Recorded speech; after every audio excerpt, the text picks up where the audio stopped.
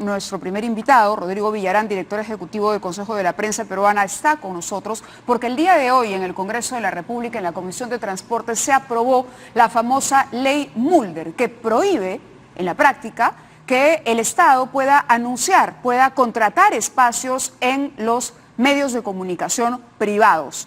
Esto sin duda ha sido criticado, no solamente por las asociaciones que se ven afectadas por esta decisión, sino por también gente como Gilbert Violeta o congresistas como Gilbert Violeta que han dicho que esto es inconstitucional, que el presidente Vizcarra debería hacer prevalecer la Constitución. Mercedes Arauz también va a entrar en línea con nosotros en unos segundos nada más. La vicepresidenta también ha dicho que el presidente tiene que marcar aquí una posición. El presidente ha publicado un tuit sobre esto. Ha publicado un tuit y ha dicho que él particularmente no está de acuerdo, pero que respetaría la decisión del Parlamento en caso que este proyecto se apruebe en el Pleno. Pero vamos al detalle y vamos por qué este proyecto preocupa y despierta enciende las alertas sobre lo que podría ser el tema de la comunicación del gobierno, pero sobre todo la libertad de expresión en nuestro país. Rodrigo, bienvenido, gracias por estar con nosotros. Gracias, Mávila, por la invitación. ¿Cuál es la posición del Consejo de la Prensa Peruana? Ustedes han emitido un pronunciamiento, están considerando que esto no es más que una amenaza, una manera de impedir que los medios fiscalicen al gobierno, fiscalicen al Congreso de la República, que aquí hay un trasfondo que no obedece exclusivamente a un tema de austeridad por parte del gobierno. Justamente lo que hemos señalado desde un inicio, Mávila, es que se trata de un mecanismo de censura indirecta, que de manera asolapada, ¿no es cierto?, y bajo argumentos de justamente la preservación de los recursos públicos, el buen uso de los recursos públicos, esconde la real intención de enviar una señal a los medios de comunicación y a los periodistas que está siendo particularmente críticos en los últimos meses a raíz de casos sonados de corrupción y también de algunas irregularidades en las adquisiciones y las compras que se han dado en el Parlamento, ¿no? Entonces eso preocupa, sin lugar a dudas preocupa no solamente al Consejo de la Prensa, sino a todas las organizaciones que han suscrito este pronunciamiento conjunto, y también autoridades como el Defensor del Pueblo. ¿Nos puedes mencionar, por ejemplo? Sí, el Defensor también se ha pronunciado. Bueno, dentro de las organizaciones de la sociedad civil está la Sociedad Nacional de Radio y Televisión, el Consejo de la Prensa Peruana, el IPIS, la Asociación Nacional de Periodistas, entre otras organizaciones, pero también el propio Defensor del Pueblo, el Poder Ejecutivo que ha observado la norma, la Sociedad Interamericana de Prensa y el Relator Especial para la Libertad de Expresión de la Comisión Interamericana de Derechos Humanos han hecho públicos pronunciamientos y han enviado cartas tanto al presidente del Congreso como al Ejecutivo expresando su preocupación con respecto a este proyecto, porque no solamente implica un pésimo precedente para el país, sino para la región y la comunidad internacional en general. Entonces eso es algo que nos debe preocupar y es una señal muy negativa para el país.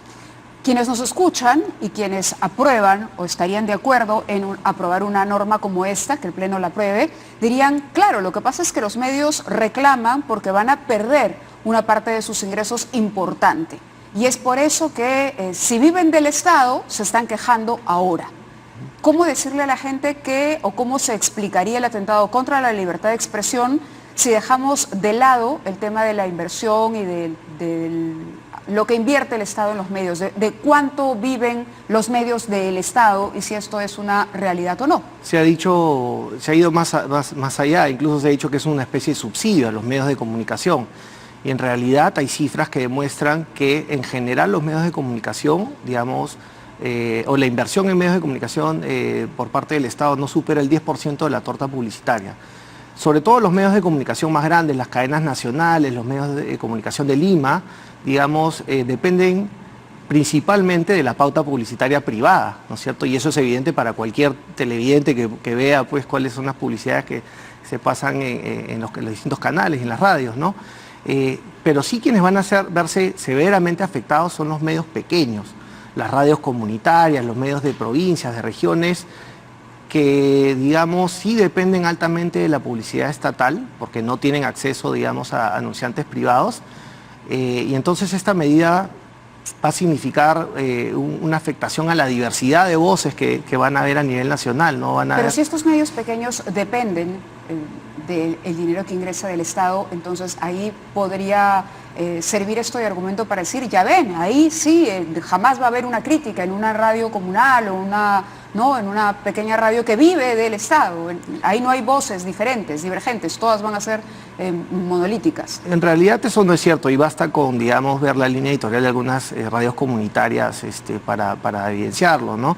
Pero, digamos, en el fondo del asunto en realidad lo que se quiere es, como decía, enviar un mensaje claro a los medios de comunicación para que atenúen el tono crítico, pero no se dan cuenta que con esta medida quienes son los principales afectados por ahí son los ciudadanos.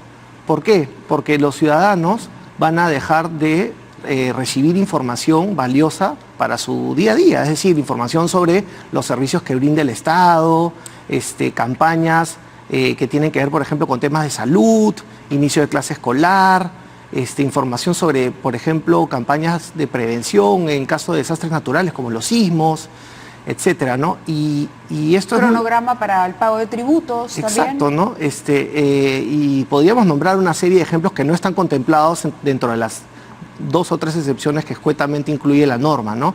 Y esto es muy preocupante porque se pretende argumentar que esta, digamos, pauta publicitaria en medios de comunicación masivos va a ser suplida por o los canales del Estado, o los medios, digamos, del Estado, o las redes sociales.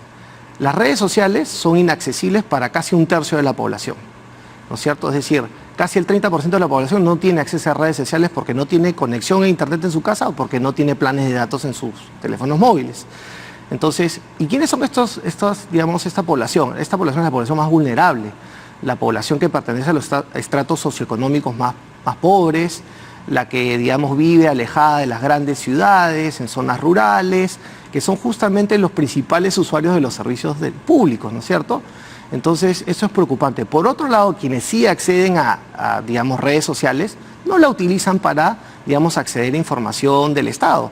Hay cifras estadísticas que demuestran que apenas el 14% de la gente que se conecta a través de redes sociales lo hace para, digamos, interactuar con el Estado, averiguar, digamos, qué trámites puede seguir para, en fin, realizar algún tipo de gestión con alguna entidad pública. Entonces, es una falacia, ¿no es cierto?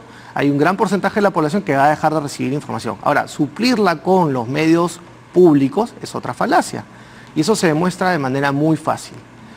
En promedio, los medios de comunicación privados televisivos tienen niveles de audiencia de alrededor de 17, 19 puntos. TV Perú no supera el punto porcentual, ¿no es cierto? Es inmensa, la audiencia que, digamos, consume los contenidos de TV Perú es mucho menor a la de los medios privados. Lo mismo se replica en las radios, ¿no es cierto? Entonces, es mentira, ¿no es cierto?, decir que quienes no acceden a información o a campañas públicas a través de los medios de comunicación privados lo podrán hacer a través de los medios de comunicación públicos. Entonces, eso representa una grave afectación al deber del Estado de comunicar sobre, digamos, lo que hace con los recursos del Estado, ¿no? Sí, tenemos en la línea a la vicepresidenta Mercedes Arauz, quien ha justamente señalado que aquí el gobierno tiene que tomar acción, pero quería hacerte antes una última pregunta para pasar a conversar con ella. ¿Hay algún precedente similar, alguna ley parecida en países vecinos del Perú? Es decir, ¿existe este modelo? No, más bien, digamos, en democracias esto no se ha dado nunca, ¿no? Existen sí formas de regular la publicidad estatal, digamos, pero de una manera mucho más razonable. Y nosotros, digamos, en ningún momento nos hemos opuesto a una regulación sobre la materia. Por el contrario, nosotros consideramos que la ley que está vigente desde el 2006 debe ser reglamentada para que pueda implementarse de manera adecuada. Regulación más no prohibición, Exacto. Que es lo que advertirías. Regular tú, no es lo mismo que este prohibir, proyecto. exactamente. Lo que se pretende acá es prohibir la publicidad estatal, que es una medida absolutamente desproporcionada y discriminatoria. Correcto. Mercedes Arauz está con nosotros en la línea. Vicepresidenta, gracias por atendernos esta noche. Muchísimas gracias, Magda, por la llamada. Entiendo que usted formó parte de esta comisión y en algún momento se opuso a la ley Müller y se presentó y trabajó en un proyecto alternativo. ¿Cuál es la diferencia entre regular y prohibir? ¿Qué es lo que pretende la ley Müller por el texto que se ha aprobado el día de hoy? Bueno, no soy parte de la Comisión de Transportes y Comunicaciones, sino que nosotros mandamos un proyecto de ley desde el Ejecutivo, cuando yo era presidenta del Consejo de Ministros, en la cual actualizábamos la ley que ya existía, la ley 28874, que regulaba la publicidad estatal, y la que llamamos ahora ley de comunicación gubernamental, porque podía abarcar más y tener más criterios o mejores criterios para mejorar lo que es la publicidad estatal y obviamente darle un sentido de rendición de cuentas como ya existe en la ley, a través de las partidas presupuestarias correspondientes y los informes que se tienen que mandar al Congreso, pero antes inclusive un poquito más de fuerza al tema de la regulación. Pero regular no es prohibir. Y en el caso de como lo ha planteado esta ley, prohíbe realmente la publicidad estatal en cualquier medio de comunicación privado, nos recorta la posibilidad de llegar a poblaciones que no tienen acceso, por ejemplo, al Internet. Es el caso de la población rural, más del 65% de la población rural no tiene acceso al Internet, o tampoco podemos llegar solamente a través de los medios estatales, a los cuales nos convertimos en monopolios, como es RTP o la Radio Nacional, porque no tienen la capacidad de abarcar y llegar a tantas poblaciones. Solamente llegamos al 3% de la población a través de RTP. Entonces, realmente le estamos cercenando un derecho al ciudadano de estar informado por parte del Estado, que tiene la obligación de dar información de su gestión, y también además de darle opciones. Quiero dar un ejemplo que hace unos años atrás, cuando yo era ministra de Comercio, Industria y Turismo, los escolares de un distrito de Pasco muy alejado de la capital se enteraron de un concurso escolar solamente por un aviso que había en el periódico. Y eso me lo dijo el maestro, que lo compró el periódico un domingo y pudo ver el aviso, y ahí los muchachitos se enteraron, hicieron su programa y participaron en el concurso y ganaron. Si no hubiera habido esa posibilidad, esos niños están excluidos. Solamente podrían, pues, los niños que tienen la posibilidad de estar conectados a Internet, que estarán en las ciudades capitales con cierto nivel de ingreso económico. Creo que es muy injusto planteamos una medida que impide esa comunicación gobierno-población, ¿no? Claro. Ahora, usted ha dicho que el Ejecutivo tiene que defender sus fueros, que el gobierno tiene que defender sus fueros, que esto es parte de las atribuciones que tiene el gobierno, el presidente, los ministerios, en fin. Y por otro lado también que hay una posibilidad de regulación que no llega a la prohibición, que hay un proyecto alternativo que es en el que ha trabajado y que más bien no se revisó, no se leyó, no se analizó nunca, porque el móvil detrás de la aprobación de esta ley Müller es político. ¿Cuáles son las diferencias entre lo que se aprueba hoy y la regulación que se proponía en ese proyecto alternativo? El proyecto alternativo realmente habla ahora de una cosa más amplia, habla de la comunicación estatal. Antes no hablaba, digamos, gubernamental en general, ¿no? Y que habla de que no solamente podamos usar los medios escritos, la radio y televisión, también incorporamos los nuevos medios de comunicación más modernos, comparados con lo que teníamos hace más de 10 años cuando se promulgó la primera ley, ¿no? Uh-huh. Además, también establece más reglas, digamos, que norman mejor el accionar del Estado, ¿no? Establecemos claramente que es un mensaje gubernamental, tenemos que plantear un plan estratégico de comunicación gubernamental en todas las entidades y dependencias públicas. Límites de gasto, por ejemplo, auditorías. También, eso existe en la ley actualmente, o sea, se tiene que dar un reporte. Ahora, ¿esas auditorías se pueden ampliar? También se pueden ampliar, eso no cabe la menor duda, ¿no? Hay criterios que van ligados a características claras, definir los servicios públicos de su competencia, elevar el conocimiento a la ciudadanía, promover cultura de paz, ensanchar la protección de la mujer y el grupo familiar, informar a la población, por ejemplo, sobre potenciales emergencias. O sea, los desastres no se solucionan con publicidad ex post, como aquí, sino se hace un trabajo previo de prevención de desastres naturales, de terremotos, hay que hacer toda una campaña. Uh-huh. La manera de hablar en lenguas originarias, por ejemplo, del país, que no lo teníamos antes, ahora se establece la posibilidad de incorporar la inclusión de mensajes en distintas lenguas originarias del país. ¿Esta es una ley inconstitucional que merecería llegar al TC?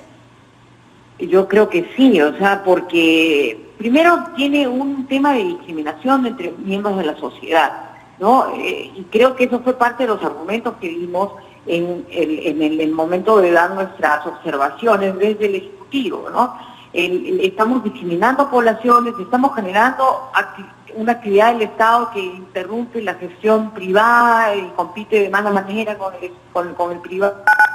En fin, hay varios elementos que estamos coactando. Ya, ¿a quién le corresponde presentar esa acción de inconstitucional? ¿Le corresponde al gobierno? ¿Le corresponde a la presidencia de la República? ¿Lo puede hacer un grupo parlamentario? ¿Podrían Gilbert Violeta y la bancada oficialista hacerlo, por ejemplo?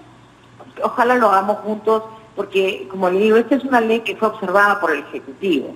El Ejecutivo dio sus razones y fue muy explícito, es un documento largo donde se plantean todas las razones por qué la Constitución Política protege los derechos de información y los derechos de libertades de opinión, de expresión y difusión de pensamiento, ¿no? Correcto. Y eso está ahí explícito. Creo que el Ejecutivo puede plantearlo, porque justamente está el rol de la Presidencia de la República es defender la Constitución de la República y está dentro de los marcos de nuestras convenciones internacionales de derechos humanos, en fin, todo lo que conocemos en nuestra gestión, ¿no? Correcto. Muchísimas gracias por estar con nosotros esta noche, acceder a esta conversación, y también muchas gracias a nuestro primer invitado, a Rodrigo Villarán, por este pronunciamiento. Veremos qué es lo que sucede en el Pleno de la República, cuál es la decisión que se toma. Ahora, ¿están los votos para aprobar? Bueno, digamos, todo indica que este proyecto va a ser aprobado, porque hoy día en la comisión, ¿no? digamos, es como el toda la bancada termómetro fujimorista ha votado, digamos, al unísono, no han habido voces discrepantes y probablemente esto se replique pues a nivel del Pleno. Ahora van a haber voces... ¿Ustedes también podrían presentar esa acción de inconstitucionalidad? Y sin duda lo vamos a evaluar, ¿no? Nosotros esperamos de todas maneras que las distintas bancadas reflexionen, ¿no es cierto?, tomen en cuenta las observaciones de todos los actores que han participado en este debate y lleguen a una decisión que beneficie a la ciudadanía, que es finalmente lo que se quiere, ¿no? Correcto. Muchas gracias por estar esta noche con nosotros.